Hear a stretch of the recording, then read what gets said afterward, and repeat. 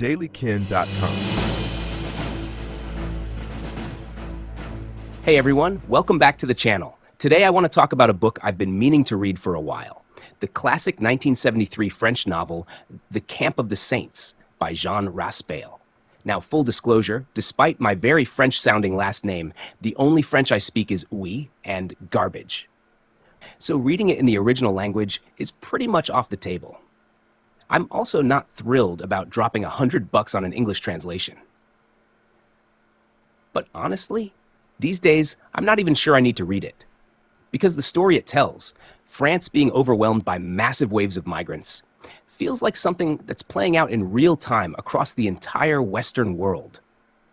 Sometimes I turn on the news and it feels like I'm watching the book unfold live. In this short video, I'm going to cover 3 things. First, the sudden disappearance of the book. Second, the apparent double standards. And finally, where you can still find it. So how did this book end up back on my radar? It started when a Mark Dice video popped up in my recommendations. He was talking about Amazon censoring conservative books.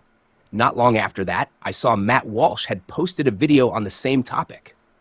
I like Matt's no-nonsense style, but Mark's video was shorter, so I clicked that one. And that's when I came across the story of the Camp of the Saints suddenly disappearing from Amazon. Let's start with the disappearance. The book is a fictional story about a massive flotilla carrying around 1 million migrants from India and other parts of the global south, arriving on the shores of France. It depicts the country's institutions and cultural identity struggling and ultimately collapsing under that pressure. For years, critics have called the book racist and inflammatory, which has made affordable English editions hard to find. Recently, a small publisher called Valbin Books released a new English translation, aiming to make it more accessible. Once some commentators began discussing it, the book climbed Amazon's bestseller charts and started receiving a wave of customer reviews. And then, it vanished. One day the listing was there. The next day, gone.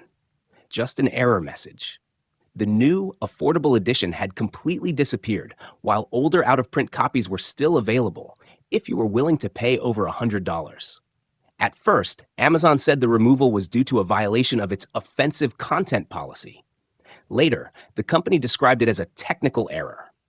That explanation didn't sit well with a lot of people, especially given the timing, shortly after media coverage, highlighting the book's influence among certain political groups. Which brings us to the question of double standards. Some critics argue that Amazon continues to sell controversial works across the political spectrum, including books like Das Kapital, as well as titles related to gender identity aimed at younger audiences. At the same time, books that take a critical view of topics like mass migration have, at times, faced removal or restriction.